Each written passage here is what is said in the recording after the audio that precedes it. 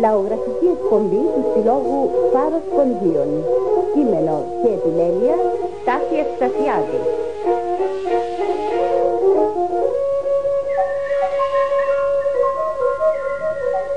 Αντίλαλη.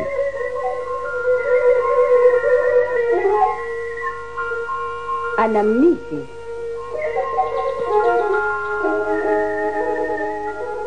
Νοσταλγίες. Καημοί.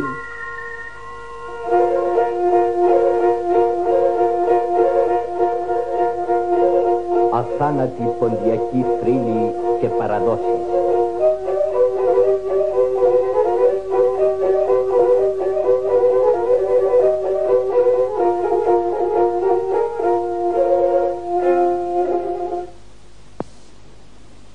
Ευγενές το ηρωικό πνεύμα των Ελλήνων. Η λάμψη του αυλακώνει τους ελληνικούς αιώνας.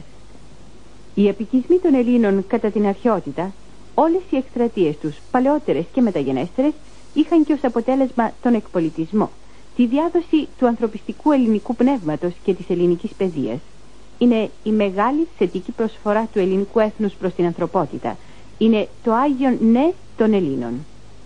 Αλλά κατά τη διαδρομή των αιώνων το ελληνικό έθνος πέρασε και δύσκολες περιόδους.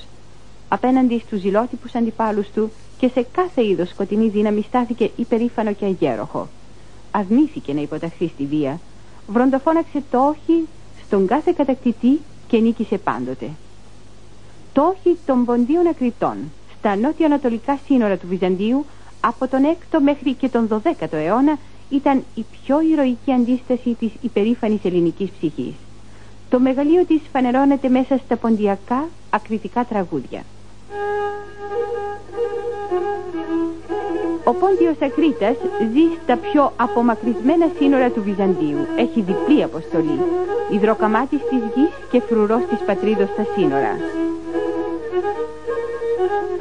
Ακρίτας κάστρεν έχτιζεν και Ακρίτας περιβόλη. Και ενώ οργώνει αμέριμνο στο χωράφι, φτάνει η φοβερή είδηση ότι οι Σαρακινοί πέρασαν τα σύνορα, άρπαξαν την αγαπημένη του γυναίκα, πήραν και το καλύτερο άλογό του. Το ένικο σε χάλασαν και την κάλυψε πέραν. Τόλεν καλίον τάλογος, στρώνε και καβαλκεύουν. Είναι το μήνυμα που φέρνει στον Ακρίτα ένα πουλί. Ευνηδιάζεται ο Ακρίτας. Τρέχει αμέσως κατά πίσω στους άρπαγες. Τρέχει σαν αστραπή. Φτάνει στο στρατόπεδο των Σαρακινών. Μόνος αυτός, χιλιάδες εκείνοι. Πολεμά μαζί τους νικά. Ελευθερώνει τη γυναίκα του και επιστρέφει θρίαμβευτή στο κονάκι του. Οι άπιστοι παίρνουν ακόμη μια φορά τη γενναία ελληνική απάντηση από τον Πόντιο Ακρίτα. Όχι, δεν θα παραβιάσετε τα ελληνικά σύνορα. Δεν θα μολύνετε τον ελληνικό χώρο, τα όσια και τα ιερά της πατρίδος. Όχι, δεν θα πληγώσετε την καρδιά μου. Πίστη, πατρίδα, οικογένεια είναι τα ιδεώδη του Ποντίου Ακρίτα στα σύνορα του Βυζαντίου.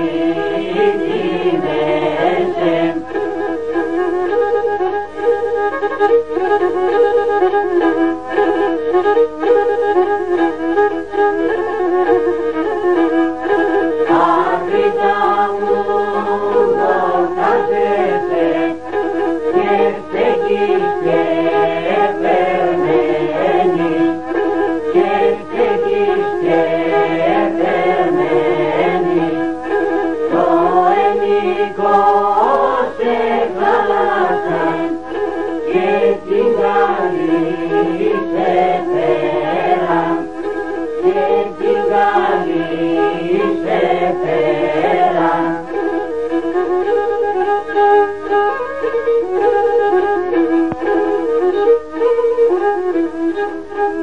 ο θάνατος του Ποντίου Ακρίτα, σύμφωνα με την ποντιακή λαϊκή φαντασία, είναι συγκλονιστικός.